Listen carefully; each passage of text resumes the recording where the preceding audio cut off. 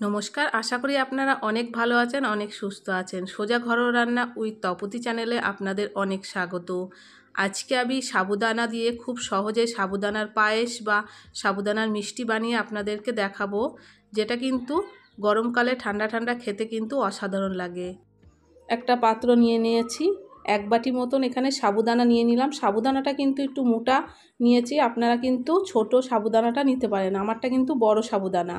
ভালো করে কিন্তু দুবার করে এখানে একটু ধুয়ে নিতে হবে। ধুয়ে জলটা ফেলে আর কোনো রকম জল কিন্তু বেশি দেব না, অল্প করে জল উপর থেকে ছিটিয়ে 10 থেকে 15 মিনিট কিন্তু রেখে দেবো।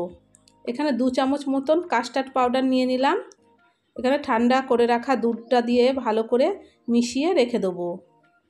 একদম গরম দুধে কিন্তু কাস্টার্ড পাউডারটা দেবেন না, তাহলে কিন্তু দলা পেকে যাবে।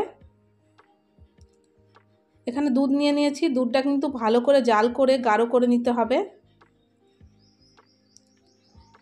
দুধটা কিন্তু যত সুন্দরভাবে আপনারা জাল দেবেন, খেতেও কিন্তু অসাধারণ লাগবে।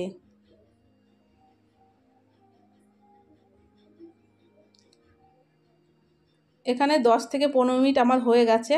দেখুন সাবুদানাটা কিন্তু অনেকটাই নরম হয়ে গেছে। ভালো করে হাতের সাহায্যে মাখিয়ে নিতে হবে। এটা কিন্তু সুন্দরভাবে চটকে চটকে মাখাতে হবে। দেখুন কতটা আঠালো হয়ে গেছে। হাতে একটু ঘি নিয়ে নিয়েছি, নিয়ে ঠিক গোল গোল বলের মতন করে নিতে হবে। একটু চাপ দিয়ে কিন্তু গোল করবেন, একদম পুরো সুন্দরভাবে কিন্তু গোলটা হয়ে যাবে। এইভাবে প্রত্যেকটা কিন্তু আমি সাবুদানার বল তৈরি করে নেব। এখানে দেখুন আমার কিন্তু এই কটা হয়েছে। দুধের মধ্যে 2 চামচ মতন চিনি দিয়ে দেবো। চিনিটা কিন্তু আপনারা কম বেশি করে দিতেই পারেন। চিনিটা গলে গেলে এক এক করে সাবুদানার বলগুলো কিন্তু এখানে দিয়ে দেবো। সাবুদানার বলগুলো দিয়ে কিন্তু ভালো করে এখানে দুধের সাথে ফুটিয়ে নিতে হবে। ফুটিয়ে নেওয়ার পরে কিন্তু দেখবেন সাবুদানার বলগুলো কিন্তু উপর থেকে সুন্দরভাবে ভেসে উঠবে।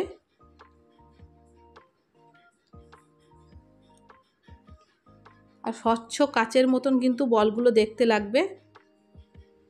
একবার হলো বাড়িতে এইভাবে আপনারা সাবুদানার পায়েসটা বা সাবুদানার মিষ্টি এই রেসিপিটা তৈরি করে খাবেন, আশা করি খুব ভালো লাগবে। কাস্টার্ড পাউডার গোলাটা দিয়ে দিলাম।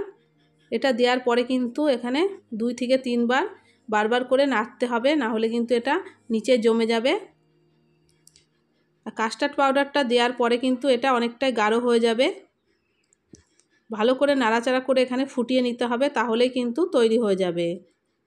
আর আমার চ্যানেলের রেসিপি যদি তোমাদের পছন্দ হয়ে থাকে তাহলে লাইক করবে, নতুন বন্ধু হয়ে থাকলে চ্যানেলটিকে সাবস্ক্রাইব করে আমার পাশে থাকবে। দেখুন কত সুন্দর হয়েছে। এরপরে কিন্তু গ্যাসটা অফ করে ঠান্ডা করে নেব। ঠান্ডা করে এখানে কিন্তু কিছুক্ষণ বাদে একটা পাত্রে নামিয়ে নিয়েছি। দেখুন কত সুন্দর হয়েছে। ঠান্ডা করে কিন্তু আপনারা ফ্রিজের মধ্যে রেখে খাবেন, খেতে কিন্তু অসাধারণ লাগে। তাহলে ভালো থাকবেন, সুস্থ থাকবেন। দেখা হবে নেক্সট রেসিপিতে, ততক্ষণে সাবধানে থাকবেন।